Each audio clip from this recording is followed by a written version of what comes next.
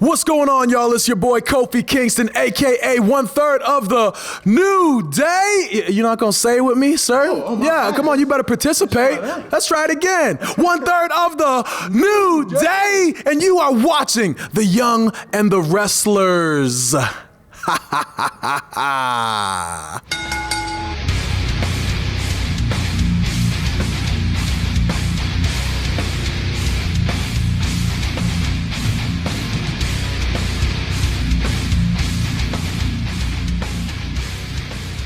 Welcome to The Young and the Wrestlers, the Pop Culture's WWE podcast. I'm one of your hosts, Ryan Betson, alongside... I need a release, just like the WWE. I'm Jem. Tonight, things are a little bit different. I'll get into the spiel in just a moment. Things have gone fucking haywire at WWE, and we are here to talk about it. So we are removing the usual kayfabe that we have here. We're going to remove some of the positive vibes that we normally try to keep. Today is a completely backstage dirt sheet fest. So that means we had to bring the one, the only Dirtsheet Dash. How are you, sir? The crowd is going absolutely crazy. Mild. Are they? The crowd goes mild. No crowd around us right now, Betson. That's Social right. distancing We and two everything, ushers so- of social distancing. But thank you very much for coming onto the show, Dash. We have a lot to talk about today. But this episode of The Young and the Wrestlers comes at you on a Thursday morning at 8 a.m. on your podcast services, 9 a.m. on those YouTubes. If you want to join that wrestling conversation, head over to facebook.com/group/thepopculturist. Twitter, Discord, Instagram, all those links are in the down below area. If you want to join the conversation as it happens, head over to twitch.tv/thepopcultures where you can watch us record this show live. And that way you can sort of be in there as it happens, and you can see the likes of Chris Conway screaming Dash in the chat, and Mad Dog saying that Dash is in fact better than Dave Meltzer. I am. He can't talk for shit. That's right. One thing... Oh, no, he certainly cannot. One thing we'd like you to do, is if you're ever to be so kind, would be to share the conversation. Tell your friends, tell your family about this little PlayStation pod, this little wrestling pod. And if you've... I know it's tough, but if you want to support us financially, you can by going to patreon.com/thepopculturist or buying our merchandise, thepopculturist.com/shop. We can buy shirts and other assorted shit without logos on it. Now, before we get into the nitty-gritty of today... How are we all? How's the things on this fine Wednesday night of recording? I'm ready to rant. Yeah, same. Yeah. Today has been a day. So let's set the scene. Yep. 6 a.m. We wake up. I wake up. Dash went to You bed. woke up. Jem woke up about an hour beforehand. Twitter explodes. We come to learn that there has been mass layoffs at the WWE. Tens of wrestlers, superstars have been released, and a large number of producers and backstage individuals. So tonight we're going to go through this information. We're going to break it down because this is something that is a little bit bigger than people just losing their jobs. So we're going to have to get deep and dirty. Now, Dash, speaking of getting dirty, what can you give us some bit of rundown with the dirt sheet stuff? Yeah, so basically what's been happening is there was a rumor a couple of hours prior to the news dropping of the furloughing and the releases that did come straight out of Stanford that essentially said that WWE had planned to make cuts, but it didn't specify when. But apparently by the impact of the T virus, essentially what... It's okay, all good. Or as you say over here, the Voldemort virus. Yeah, T virus. Basically, the gist was that WWE had plans to furlough producers and release talents that basically weren't doing much with them anyway. The problem that came out of this, though, was the XFL had just been made bankrupt, and Vince McMahon had just put in a bunch of stock into the XFL that he separated from the WWE. Now, with the bankruptcy happening over at his football league, he's basically put all that stock back into the WWE. And then an official release statement came that said that they were saving $4 to $5 million by releasing these talents, and also sitting on a bank worth of $500 million just in case things went down the shitter for them later in the year, which is just bullshit. Yeah. It's been an interesting chain of events. But let's get it out of the way first. Let's talk about these layoffs. Let's go down the list. Who, as of this very moment, now, as I mentioned, this is Wednesday, the 16th of April, about 8:15. Things could change at almost any minute. So as of the time of recording, this is the list of people that have been released from the WWE. Yep. So this comes by way of WWE.com officially that have their list up right now. WWE has come to terms on the release of Kurt Angle, Rusev, Drake Maverick, Zack Ryder, Curt Hawkins, Carl Anderson, and Luke Gallows, which I'll get into in a second. That's a weird one. Heath Slater, Eric Young, Rowan, Sarah Logan, No Way Jose, Mike Chioda, who's been with the company for over 35 years, Mike Kanellis. I've Maria frozen, Kanellis, apparently. Give me one sec, ladies and gents. Mike Kanellis, Maria Kanellis, EC3, Aiden English, Leo Rush, Primo, and Epico. The Cologne brothers. The Cologne So that's brothers. exactly 20 superstars. Exactly. That's the superstars. The producers that got furloughed today were Fit Finley, Mike Rotunda, who is also known as IRS, the father of Bray Wyatt, Hurricane Helms, Lance Storm, Billy Kidman, which is a big one because he was head of producers at one point, Pat Buck, Sean Devari, Scott Armstrong, and Sarah Stock. So that's another 9 people on top of the releases, basically the release list. On top of that, we should also mention that this is just Raw and 205. That's the only things that have been touched so far, apart from the backstage, of course. And we should also mention, did you mention Mark Shinoda as well? Chioda? Mike Chioda. Mike Chioda. Oh, I think Mike Chioda is the guy from fucking Linkin Park. Yeah. I should mention also that there was an NXT star release today, which was Deonna Purrazzo. Yeah. She just got signed. Yeah. Yeah. So, we saw her last week. She was Nia Jax. Yep. Buddy Watson in the chat says, fuck Vince Kenny McMahon. Mad Dog, hashtag sad Rusev Day, and Chris mentions EC3 will go to AEW. He's calling it now. Yeah. So, let's have a look. Go ahead. Sorry, Jem. Sorry, I was going to say, I did see a tweet from Deonna Purrazzo saying that she's been toying with this idea for a year. So it sounds like for her, it's not that big of a deal. But obviously people like Drake Maverick, it is. Like the poor crying on Twitter over this. Oh, yeah. If you haven't seen it, go find it. It's heartbreaking, to say the least. But yeah, sorry, go on, Ryan. Yeah, so what I was getting at was that, so the list, this list of names, there's no big guys here. Like this, there's no big top talent, but there are some incredible names. Now, this is the situation here is, it's unnecessary. None of these people should have lost their jobs right now. Yeah. Period. That's the big thing here. None of them should have lost their jobs. This all could have been avoided. But like Gallows and Anderson were just in WrestleMania with AJ and like The Undertaker. Like, why in the world would they be? I think what they look at in that situation is how much use they've gotten out of them in the last few months as well. A lot of people on that list have been barely used, like as competitors themselves. Like with Gallows and Anderson. Oh, we've lost him. Dash is frozen. He'll come back in just a moment. But we'll go, as I said, until he comes back, we'll jump in. So, Jem, the way this is looking at, as you mentioned with the names in the list, there are people like EC3 who we haven't seen since his call up. He had a minor run in the 24/7 championship. Then we see like Sarah Logan, someone that's sort of been lost in the side as well. Yeah. No Way Jose, who always only seems to come out when he needs to assist with some putting over other people. Like it's see someone like I said, like Gallows and Anderson have been utilized quite a bit recently. So where does that come in? Like, it's really interesting how they've chosen it. Like, I can understand, obviously, like Mike and Maria Kanellis, they've got a family to take care of. That's not the biggest deal.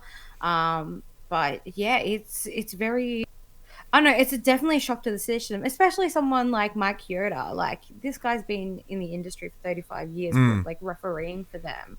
Like, was this something they were just like, look, we don't need you anymore? Or is there maybe influence of him saying, hey, I'm ready to leave? Like, you know, what are the motives behind it? Like Deonna Purrazzo, she was like, you know, I've been toying with this for a while. So do you think there's influence there as well? I think there is a little bit. So there was a tweet from, where are we? Are you back, Dash? Back. I am. Yeah, Fantastic. sorry, That's all right. There was a tweet from Tom Colohue, who is a freelance pro wrestling journalist. He mentioned that there were payouts. No one was just left fired with nothing. A number of them were paid, maybe not the full extent of their remaining contract, but there was some money that exchanged hands on the way out, which is semi-positive, but it's still fucked. So the issues that I'm having here, I'm gonna get this straight out of the bat straight away, is just that there is a bunch of different variables here that make me incredibly suspicious and uncomfortable. Top of this, right? So Vince McMahon has currently been feuding with the governor, the government of Florida, in regards to be able to ensure that their shows remain live, right, or keep going, because Vince McMahon is allegedly feeling the stresses of the companies like Fox keeping their contract of X amount of live shows per year. So last I heard that they were agreed to about like 47 live shows a year as part of their contract. And additionally, they have not met the numbers that they had agreed upon with SmackDown. So if anything, Vince is reacting here in order to ensure that Fox does not have the loopholes they need to cancel their current deal. However, so that's fucking gross to begin with. Yeah. But it's that situation of he needs to keep that money coming in to pay those people. So he's been then fighting this battle recently with the current president, Donald Trump, around essential services. So this is how it's played out. I think it was like the 1st of April. There was announcement from the governor of Florida that non-essential, shut it fucking down. Period. 6th of April, we suddenly learned that wrestling is considered an essential service. It is up and running. They're still good to go. Coincidentally, on the exact same day, $18.5 million from Linda McMahon suddenly makes its way to the current governing body of Florida. Then they're essential. And on top of that, Vince McMahon is now a part of this new economic committee to help revitalize the economy of America. Questionable choice, but okay. I'm fucking uncomfortable with all this information. Yeah. So with that, it is quite a predicament that Vince has been put into.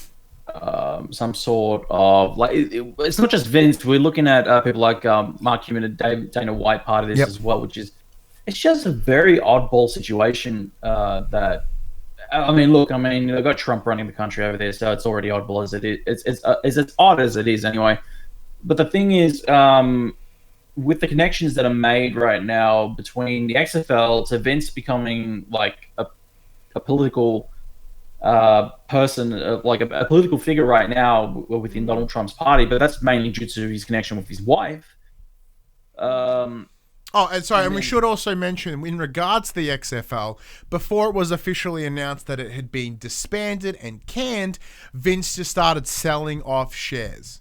Yep. So in other words, he needed money and he needed money fast. So that money came in, and I can only presume that money had then gone for this donation. And on top of that, as you mentioned, there has been reserves of over $500,000 from the WWE to ensure that things like this don't happen. So within the space of 24 to 48 hours, all these superstars were informed that they are essential, that they are safe, that they will be able to continue. Then in less than a day, 2 days, they are fucking fired. Well, here's the deal. WWE aren't making anything on the gate right now because there aren't any fans coming to their shows. They aren't making as much of a profit, and their biggest show of the year was cancelled. Even though they put it through, even though they did it, it was cancelled. And the reason I say that is because they didn't make bank on it. Correct. It's their biggest show. They usually make millions of dollars at the gate, not counting merch. And then once they do make merch sales on top of that, that's just extra money in the bank for them. Mm-hmm. Yeah. Without that money this year, this was inevitable. Whether or not, but the problem is whether or not the people that they chose were the right people to release, because they've still got Lars Sullivan employed there. And Right. I thought he was already terminated.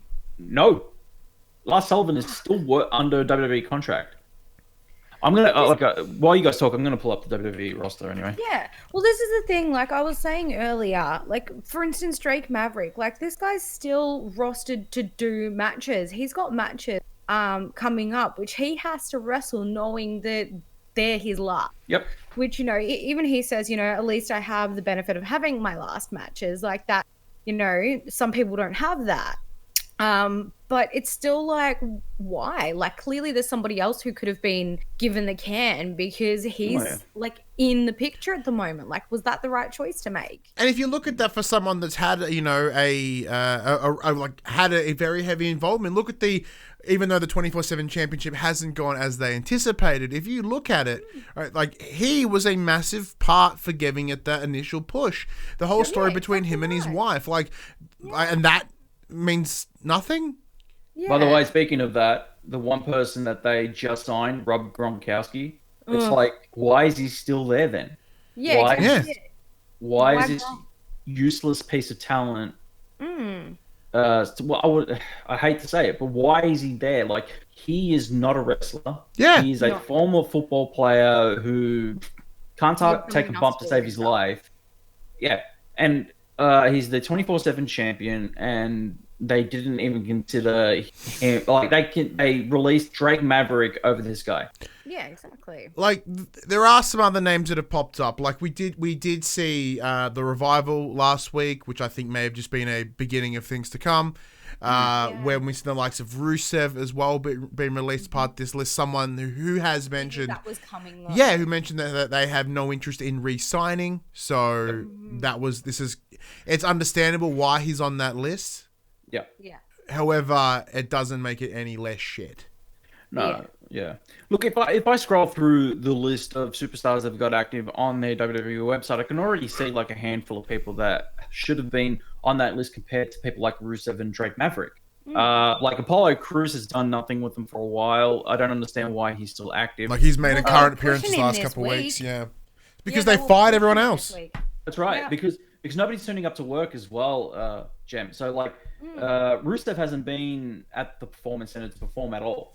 So they look at that and they go, well, if he's not going to turn up to work, then he can go. Yeah, and he's been fighting us at every turn with every offer that we're giving him, so he's not interested. So I can understand from an employer's point of view that they look at that and go, we'll have to cut him because he's not at work. However, there are people that were flown into work, like No Way Jose, to job out and then to be fired the following day. Yep. Yeah, exactly right. Yeah. Terrible decision making there for them, but I said, I scroll down the list of people that I see who should be on that list. Curtis Axel has just flown under the radar there for years. He's almost like a Zack Ryder at the moment, who unfortunately got the cut as well, which is just when I heard Zack Ryder's name part of that list, I was like, how did they just notice now? So it's just one of those things where there are so many people. It's not for us to judge who should be there and who should still have their job or anything like that, obviously.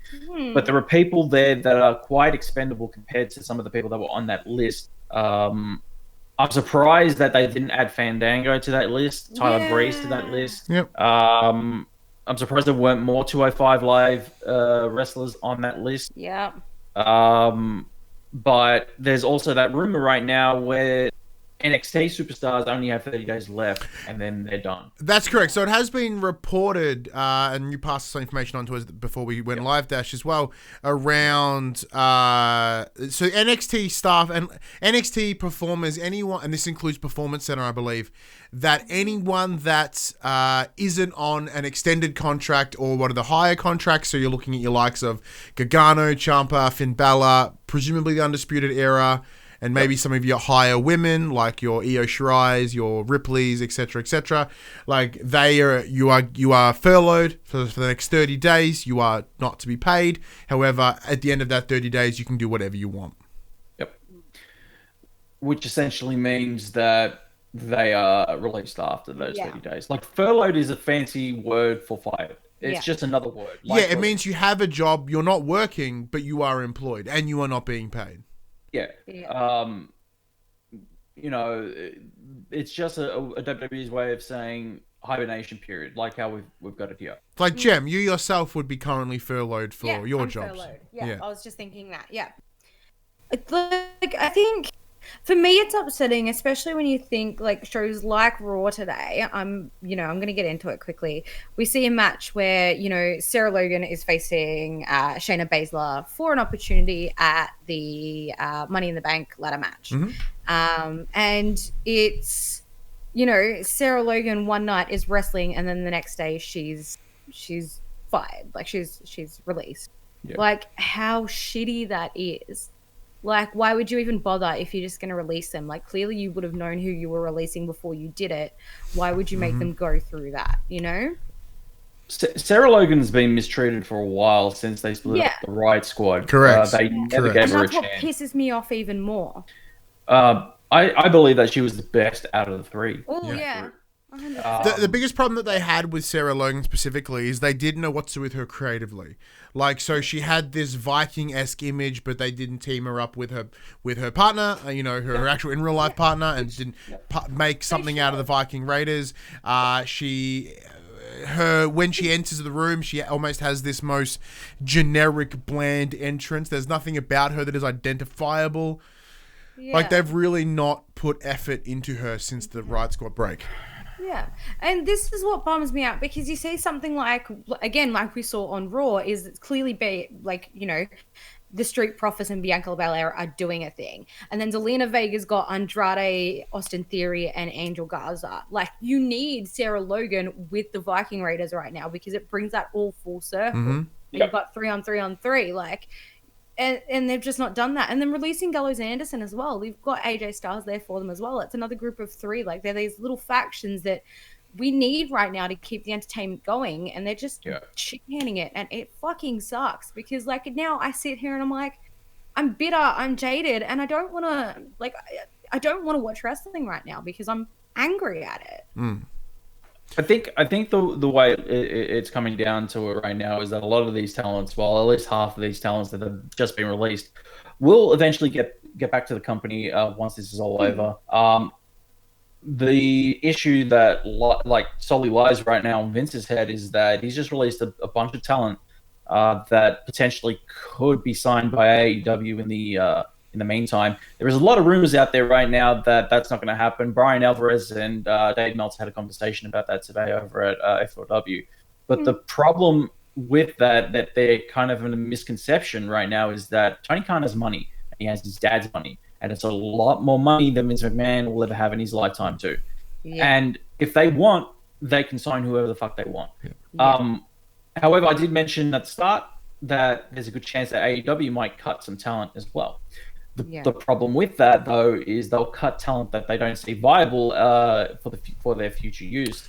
A lot of indie wrestlers that they've signed on and just won't do it for them. They'll look at that and go, okay, we'll cut those guys and bring in Gallows and Anderson. We'll cut those guys and bring in Revival. Yeah. Yeah.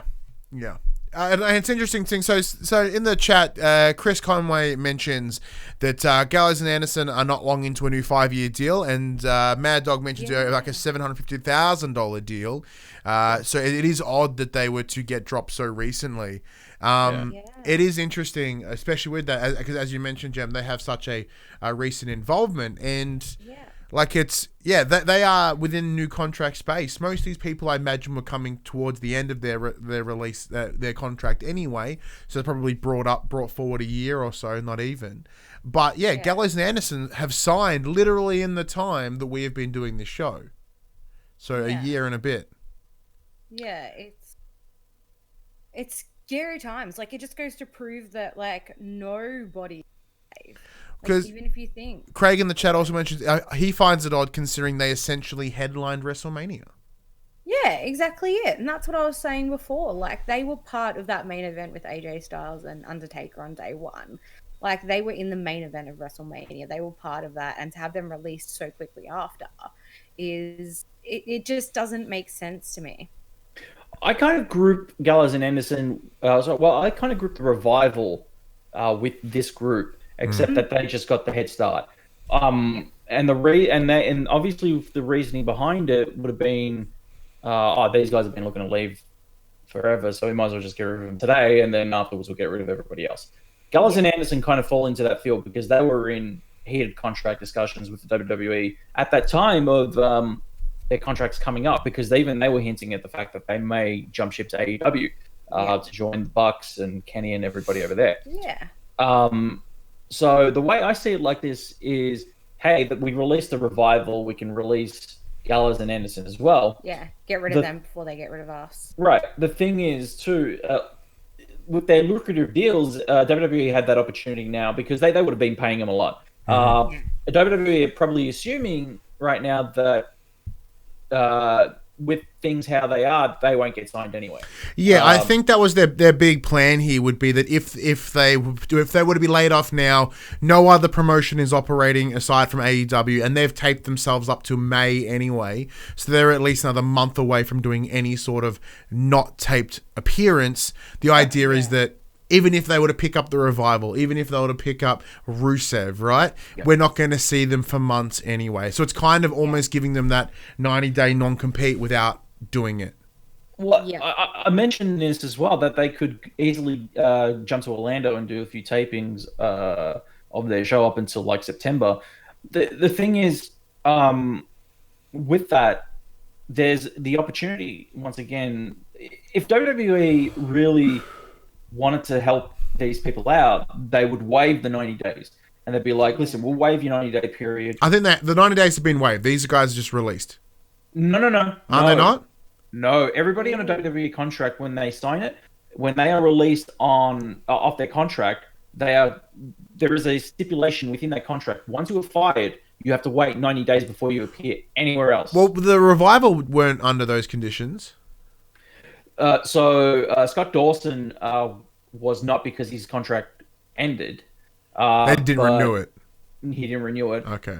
Ash Wilder, though, had an extension because of his injuries. So that kind of keeps both of them in a lock until... But yeah, so my understanding was that, one of them just ran out and they've kind of they've waived it for the second, just to get rid of him.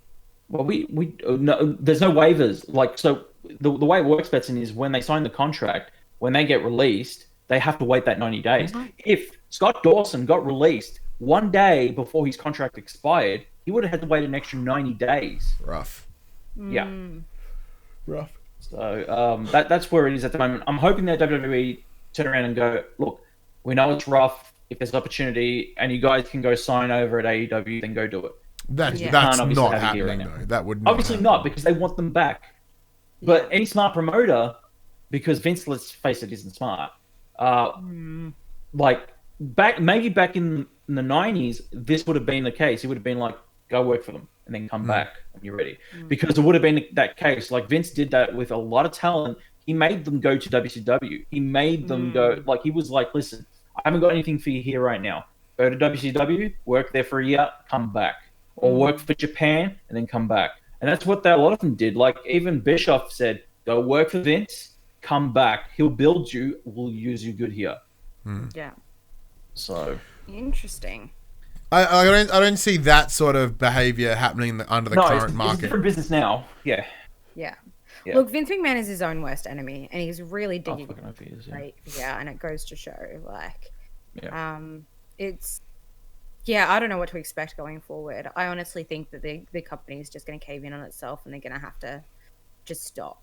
I don't think they're going to be caving in anytime soon. Like I said, they've got more than 500 mil in the bank right now to back them up, and they can go into hibernation period and say, okay, everybody, we're going off there until November, which I never see because I don't see it because they've been given the all good. And let's be honest, that all good has come not from the mayor. That all good's been like a direct phone call from Trump. He would have been like, listen, they stay on TV if you want to keep your job. Yeah. And because he's clearly buddy with Vince McMahon. Oh no, He's a WWE Hall of Famer, right? Yeah, they are exactly. two like of that same class of businessmen. Like they are schmoochy.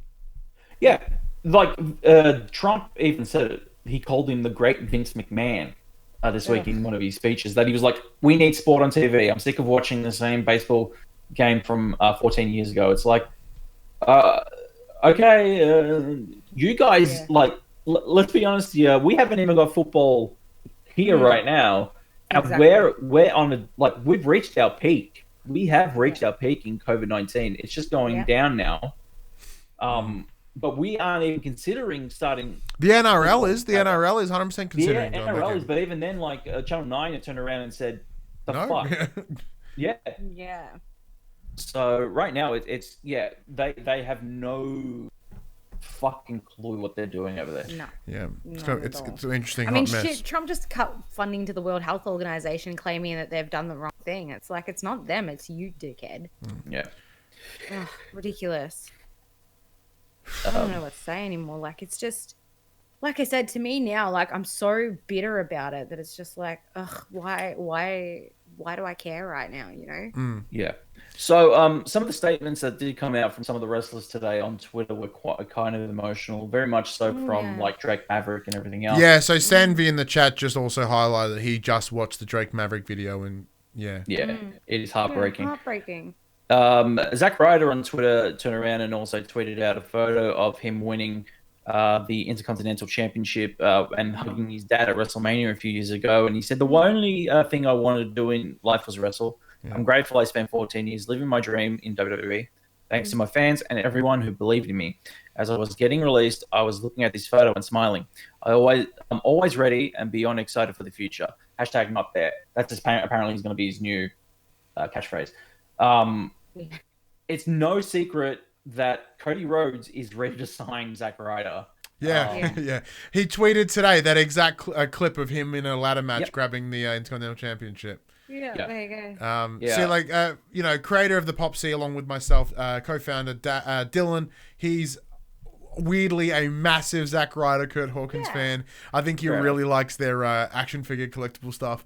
But he's devastated. Like I told him today, and he's genuinely devastated. Yeah, it's heartbreaking.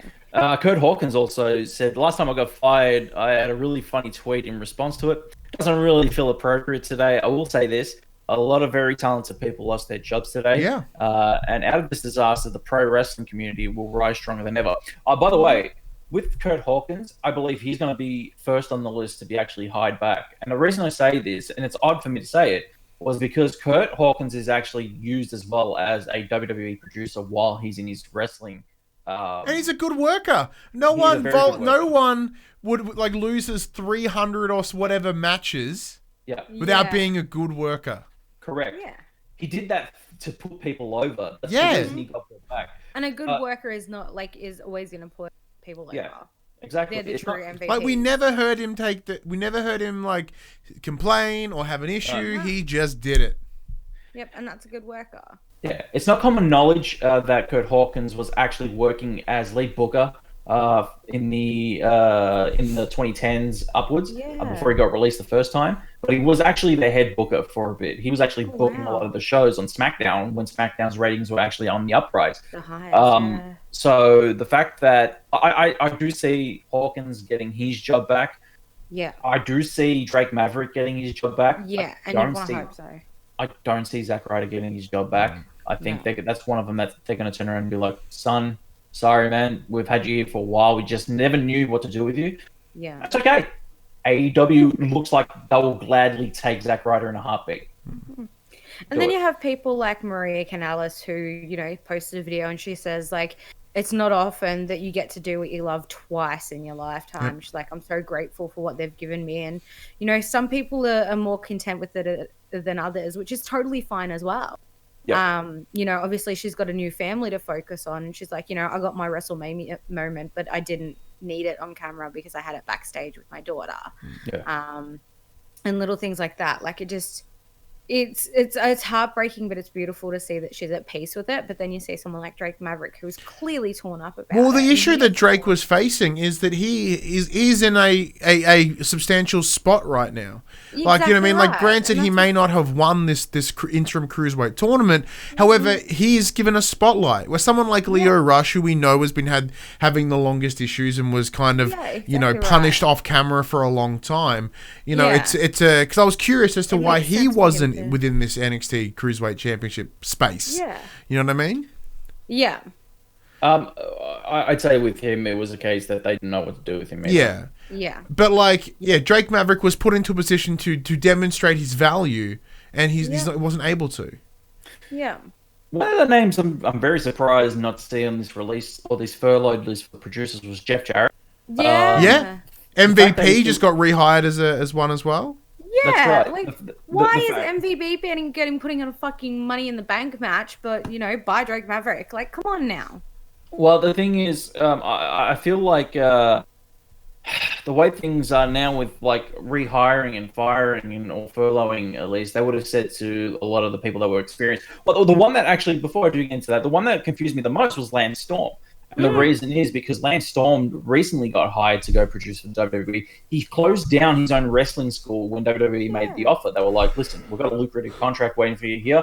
He turned around and said, okay, no problem, but I've got the wrestling school I'll need to tell my students. Shut down his wrestling school, moved to Orlando from Canada to go do this. Now, out of the job. Yet, so Craig in the chat we see Buddy Watson mentioning that Gallows and Anderson should return to Japan, and Craig from the Mullet Show goes, yet Jerry Lawler still has a job. Oh, don't get me started on Jerry Lawler. But to Buddy's point, there is no wrestling happening in Japan whatsoever at the moment, so there's no opportunity to go there right now. I know what he's saying. They like in terms of quality for those guys probably would benefit them, but I don't think that Carl Anderson wants to right now. I don't think he definitely wants to. Like with Luke Gallows, he hasn't got a family or anything, so he's more than welcome to. But I think Carl Anderson's overdoing all that, you know, like the back and forth. With Carl Anderson and Luke Gallows being a team, they have to rely on each other right now. And I think the only place that they can see that is AEW for them.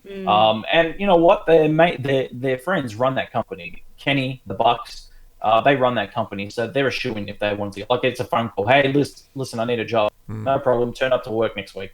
But that also depends as well, like I said, whether or not Vince would allow that. Like, Vince is an asshole. Like, there's no doubt about it. He's a businessman. In it for himself. But if I was seriously sitting there running this company as talent relations, I'd be like, look, we're releasing you today. There's a chance you could come back, but we're also waiving you 90 days. If you can go get that job over at AEW, then go do it so at least you get paid for the year. Because there's no guarantee that we'll be back in a year's time. Yeah. So it's just for the sheer fact that don't look at this like shit's happening. Don't look at this like it's business because you can't. It's people's lives. You gotta let them go and do this. But even some of the business decisions here don't make fucking sense. No, of course not. Like because they've talked about in the dollars that have come out of this, right? They've mentioned that the cuts that they're saving will allow to save them $140 million. $4 million of that is the current firings. The majority of that $140 million was them wanting to relocate their current headquarters. So they've just delayed that, therefore that's not money spent. $4 million is fuck all as part of that $140 million. Yeah. It's absolute bullshit. Yeah. But you give AEW a lot of credit for, like, your quote there, they'll only take the cream of the crop. They'll take anybody. Yeah. It doesn't matter who it is. Like, for example, they won't take Kurt Angle, won't go there. Oh, no. I think Kurt Angle's probably done. Yeah, which breaks our heart because Kurt Angle is our boy. He's our guy. He's our man. Yeah. We are big fans of the Kurt, and we wish him specifically all the best. We love you. We love you long time, Mr. Angle. But the thing is, you yourself get 2 Kurt Angles. With the pool of stars that have been released, they'll be more than happy to pick anybody and everybody out of that. With Primo and Epico, they're already working down in Puerto Rico with their dad, so I don't see them coming back to America to wrestle. No. Exactly. Yeah. With Aiden English, Leo Rush, the Bennetts, I don't see Mike and Maria wrestling anywhere else right now. Nah. Or they'll probably end up back at Ring of Honor. If anything. But on top of that, though, if you look at the likes of, because the Ring of Honor's not operating right now, like Impact's not operating right now, NJPW is not right now. The only 2 people going right now is WWE and AEW. So it's one of those things. Depending on how this turns out, a lot of those companies may start purging people too. So come 3 months from now, when their release shit expires, Ring of Honor may not be able to take anybody on. They might even be able to afford people that they have. Impact fucking is having a rough time as it is, let alone then employing new people. Yeah. Once again, Carl Anderson, Luke Gallows will end up there. Heath Slater could end up there as well. Curt Hawkins. Like I said, I think he might write it out and end up back at WWE because I think he'd be first on the list to be back there. Zack Ryder is a shoo-in. Drake Maverick, if they wanted him, they'd have him. And Rusev as well. I think Rusev wants to leave. It wouldn't surprise me if we see Rusev rock up at somewhere like that. The only issue that this is the issue that AEW will be facing on a more personal PR perspective, right, or their optics, would be: do they want to look like the pickups of WWE? Granted, everyone that's gone there from WWE is fucking killing it. If we look at Brody Lee, Matt Hardy, John Moxley, Jack Hager, Sean Spears, there's a bunch of people that went there from WWE who are fucking killing it. Yeah. Right? But there is part of it that are they going to be known as those that are just picking up everyone? Yeah, and that's a hard part as well. Is are we just picking up sloppy seconds? Yeah. But at the same time, that seems to be their biggest benefit because it's more pull to them. People want to see the people that they're, I guess, picking up the sloppy seconds of. But it also changes the image that AEW are having. Their original look was to be that they are promoting independence. They're bringing up independence. They were showcasing people from Japan that you've never seen before, whether it be women from Stardom and stuff like that. It's just what you haven't seen. Yeah, business but from is a business. But business is business. That is certainly true. Yeah, business perspective. Star power. Money is money. And if AEW see that potential in any of those stars that just got released today, they'll sign them. Yeah. Yeah, exactly right. Especially because they are screen trained and things like that. So they've got that benefit, which is what they need. I think for me, one of the biggest shocks and one of the biggest sort of really was Fit Finlay. Because Fit Finlay is huge. Not only is he a former superstar, but he is the women's evolution. He was the one who was advocating and pushing for and putting those women in those positions. We wouldn't have Becky Lynch where she is now without him. We wouldn't have Bayley where she is without him. I was shocked that for somebody who's been there for so long and has so much input was let go so easily. And I think, people like AEW are a bit stupid not to take him on because he is probably one of the best trainers that they have. Yeah, big time. When you see them pick up the likes of, Arn Anderson and these other big names like, DDP, these big wrestling legends are finding their way over there. Buddy in the chat also says AEW have said plenty of times they won't take everybody and only if it fits. My response to that is don't be so gullible because, like I said, it's business. They're opportunists. It's a front. Okay, when they say those things, it's a front. With Rowan gone, is it possible that will they bring Rowan to do something with Brody, perhaps? You know what I mean? Like 100%. they've got strong history. They work together, and Really well. like Rowan's not on Buddy's list of people that would be picked up by AEW, but No. there's precedence That's only there. because of perception. Like what Jem just said. It's perception because Yeah. of the way he was misused in WWE. They'll look at that and go, "Oh yeah, We can do you better. we can make him better here." Yeah. Buddy also says they don't have infinite money in spots. No, of course not. But at the end of the day, he has more money than Vince. Yeah. The other issue that like I don't know. I'm not a Tony Khan's financial advisor or whoever. My understanding is majority of his money comes from sport related ventures, right? And his dad. And his dad's, but like there is that difficulty that that a lot of his money is tied up in things that aren't happening now either. Yeah, of course. Well, it doesn't matter. When you're a billionaire, you're a billionaire, Yeah. and you know how to handle money. Correct. If you compare Vince's bank to Tony Khan and his dad's bank, I think Tony Khan's dad is worth 6.2 billion USD, while Vince is just scraping $1 billion right now. Yeah. See, on top of that as well, in terms of if we think about their current broadcasting issues, TNT, I don't give a shit. They're fucking stoked. So AEW do anything and TNT are happy. They're like, oh, we're gonna have to tape shows for next month. TNT are like, fuck yeah, that's fine. They're like, WWE, oh, we may have to tape some shows. Fox is like, what the fuck you talking about? TNT is like, what the fuck you talking about? Yeah, because the difference is in terms of what WWE's provided expectations to these networks were ratings, growth, all these things that they aren't delivering on. Yeah. So they've already, as I mentioned before, they are already in a interesting And predicament even though times are tight, on the precipice. Like, there's no leniency. Yeah, like I was having a discussion with my wife around this, and it's more of a situation of wouldn't they then understand that under these current circumstances that they're going to meet those ratings? I'm like, nah. Because I guarantee you, in that contract, there is no mention of pandemic allowance.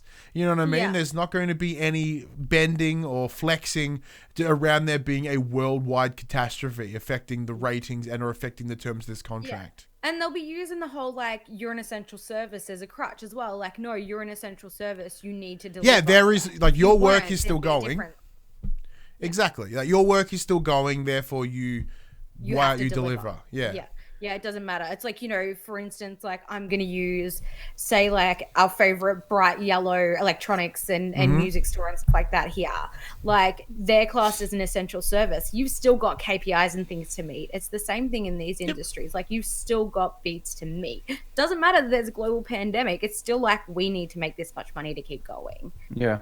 And the only way they're going to get that in is to keep providing shows and keep pumping their merch and keep... Because as Buddy mentioned in the chat, ad money. That's ad money. Yeah. Every time they run that show, that's ads, and that's where exactly, the money is. ad money. Yeah, exactly right.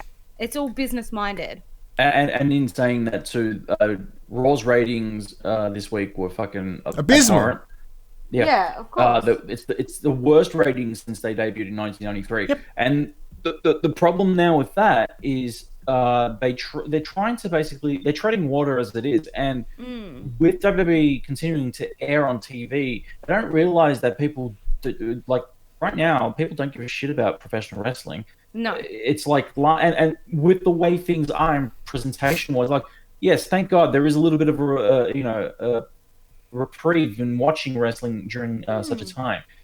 However, the problem that they're facing is without that audience there, it's a shit show. And unquestionably, and that's something that AEW are really doing a staggeringly better job of right now. Yes. Like when they're doing their story, like they're not afraid to let their storylines mingle. So or even though they've got one thing happening in the ring, there's side shit happening on, like they've got heels on one side, faces on the other. It's fucking awesome. Like WWE are. Sorry, Jem, go. I was going to say, the only thing that's keeping me involved in watching Raw is watching what Asuka's going to do this week, because she's just acting like a dickhead in the ring and not taking it seriously. Like, WWE seem to have this fear about mixing stories. Like, what is there to say they can't have people in the crowd that may not be there? Look, WWE is a bigger company. It's a bigger, what's I'm looking for? It's a bigger team. that would be making. I can't think of the word right now. It's completely gone from my head. But there would be correct. There'd be more people involved right now. So in terms of the crew, would be probably substantially larger. But then again, it may not. They're delivering the same show in the same style arena. How many more people would WWE have compared to AEW? AEW is simply delivering better shows right now. Yeah, I think the problem comes down to character and the mystique of the characters that they actually develop on TV and write for. Yeah. I think they worry about the risk of actually people breaking the fourth wall on WWE, which is just stupid. Vince is not a fan of it, apparently. But see, Because it would have been great to have. Sorry, to have something along the lines of like, you know, Shayna versus Sarah Logan this week. You know, we had Becky out beforehand talking about what happened with Shayna. Like, it'd be good to have her just sitting ringside watching on and making a nuisance of herself or something like that. Or even like any of the Money in the Bank contender matches. Have the other contenders in the crowd. Yeah, so they can see what they're after, you know? Yeah, like have Asuka ringside shouting and you at could Shayna build, Baszler. and you could have the potential to really build on character the same way that when you have MJF sitting ringside and he's creating small bets with Shawn Spears about the outcomes of matches, all that's doing is defining their characters. Yep. Yeah, exactly right. Yeah. Like the presentation of Raw, I realized that they're trying to make things look flashy, and like for the first couple of weeks that we were in the performance center, they had a whole bunch of empty chairs with lights on them, and I'm thinking to myself, yeah, fine, it looks clean. That's the coolest thing. They went into the joke, empty. And the problem now, when they kind of let's be honest, they lifted the idea of facing the hard cam to the entrance from AEW. Then they decided to put LED boards into, around the ringside area Performance center, to make it look a little more flashy. For me personally, I could give a fuck. Put people in the audience. You've got an entire roster there who apparently who don't give a fuck about social distancing or their hygiene because they're obviously there. So if you're going to do that, put them in the audience so that they're there. Even then, AEW, you look in the crowd, everyone is standing 1.5 meters away from each other. Yeah. I think the best thing I saw at WrestleMania was when Gronk and Mojo Rawley were up on that banister and they're chanting yes with Daniel Bryan and Drew Gulak. Like, as if you can't have somebody up there like Asuka yelling and screaming watching matches for the Money in the Bank qualifiers. Like, that would be perfect. Like, I think if anything, they need multiple people around it just to kind of lift the spirits of what's actually happening on TV. Yeah. And AEW doing that really well by using their performers to their advantage and placing them within... singing Chris Jericho's entrance. In the crowd. Yeah, exactly. And that was so good. And the thing is, that's not a stupid thing to do. That's actually smart. You don't have a crowd, but you need noise. Without that noise, there's no attention bringing it to it. I get bored watching Raw and SmackDown and basically having to listen to the commentary team and just bumps. WrestleMania didn't do nothing for me this year until the Boneyard match. Just fact. Yeah, it's a tricky one, definitely, especially when you've got dickheads like Jerry Lawler on commentary. Don't get me started. I had a Twitter feud about it. And it's because on top of that, it's not as if commentators are immune here. Aiden English was a commentator for NXT UK, and he got the boot. Yeah. I'm surprised. Yeah, Joseph and didn't we get the just boot. had Corey Graves come back, which was nice. Yeah. But you need, obviously we had the comic relief of Triple H that first week, which was amazing. That was so funny. It's really it is really hard. Like, it is really boring, and it is almost a chore to watch now because there's nothing exciting going on. You know, I mean, the most exciting this week was the match. Bobby Lashley had a match against some gentleman from NXT, Tahuti Miles, I think his name was. Lana was there screaming and shouting, and Bobby Lashley jumped out of the ring and told her to shut up. And I was like, she was making this match by yelling and screaming. Like, now there's nothing. It's dead air, and I don't know what to do. Well, and there's a problem there. You just said it, Jem. They used this guy, Tahuti, whatever his name is, in the ring this week. You've got Drake Maverick sitting there out the back. Why did you not put him in the ring with Bobby Lashley? I don't understand. Why is this other guy getting a match? Logic. Who probably doesn't even care either. Like, where Drake Maverick's backstage, like, crying about what's happened. Yeah, but use your talent pool to your advantage if that's the case. You're paying them for a reason. Look, this is something I complain about continually, and you've probably seen it, Dash, is the fact that they're not utilizing who they have on rosters. And they have that issue of bringing in jobbers. Like, why bring in a jobber when you could use Curt Hawkins, who's great at that? You know, that's literally how he's made his career, is putting other people over. Correct. Or you could have Zack Ryder, or you could have Maverick. Like, you've got these people who can do it, but yet you're going to bring in Captain Nobody from the local indie show. Like, no. Today's been a pure example of Vince's delusional side. When Vince has a toy, he's like a child. Vince has that brand new shiny toy, he uses it. And then when he gets bored of it, he throws it away. One person throughout his career that is a shining example of this is Christian. He was mistreated so harshly when they split Edge and Christian up. They didn't know what to do with him. He himself tried to reinvent his character back in, I think, 2003, 2004, when he cut his hair off, got himself Tyson Tomko as a manager for him, which is great. It helped him. It helped elevate him until they released Tomko, and they had no idea what to do with Christian after. And Christian's amazing. Christian left for TNA, and then TNA knew exactly what to do with Christian. TNA were great in 2009, and they knew what to do with the guy. And then he came back to WWE, and he fell into that void again because Vince hates Christian. It's common knowledge. He hates him. Yeah. And he's really bad like that. He just chooses people to hate too, which is not okay. Like, you can't just suddenly decide to hate somebody. Like, Daniel Bryan. Yeah, it's like, spread the love. Like, for instance, Ellen DeGeneres, apparently she picks somebody new to hate every day.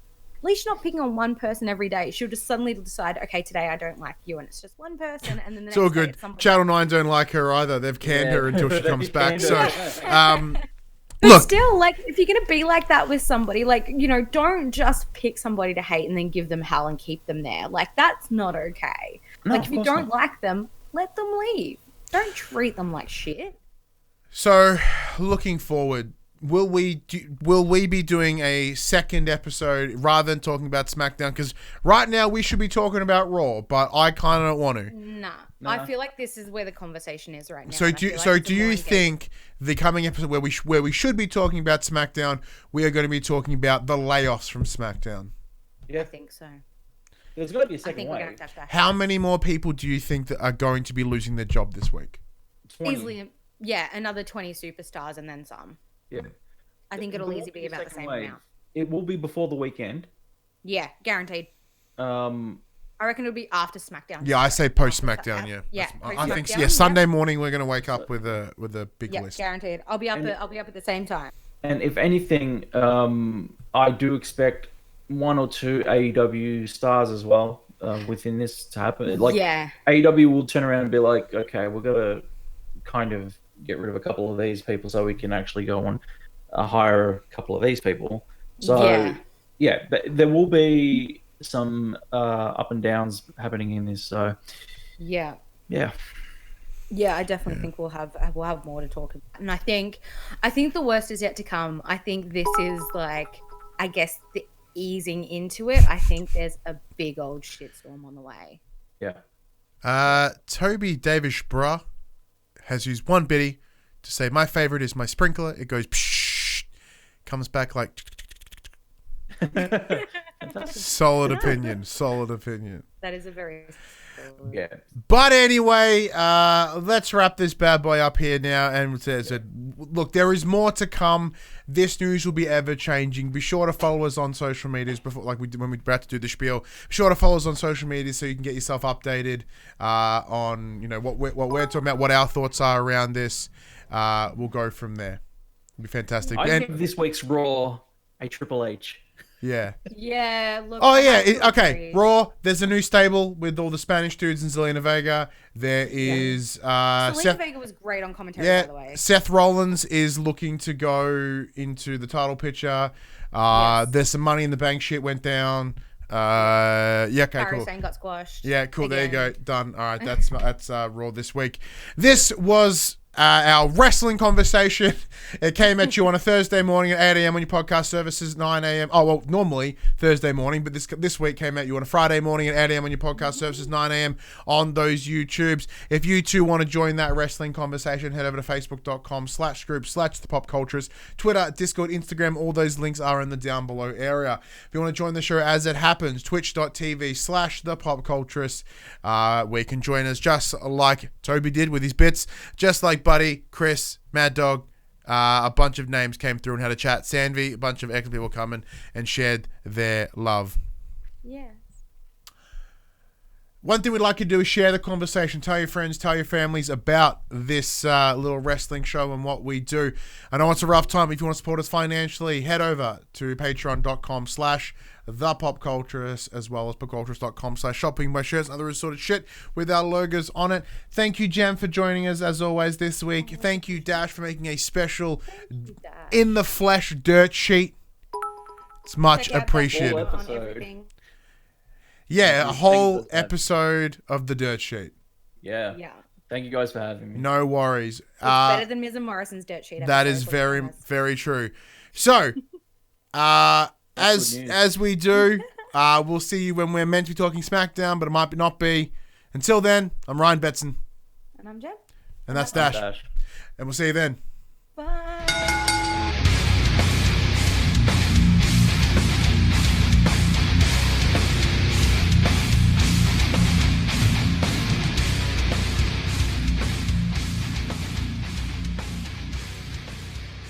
The Young and the Restless, the Pop Culturist WWE podcast, is fan support over at Patreon at patreon.com/thepopculturist. And we'd like to thank our Patreon producers and our Patreon founders for their kindness, their support, and their generosity. Our Patreon founders: Alpha Ferret, Craig O'Flaherty, David Chataway, Jesse Stevenson, and Jacob Garner. And our Patreon producers: AJ Abatomi, Damian Holdies, Kyle Dunn, Lee Wintershoven, Nathan Massetti, Paul James, Pure Mongrel, and Sean Levitt.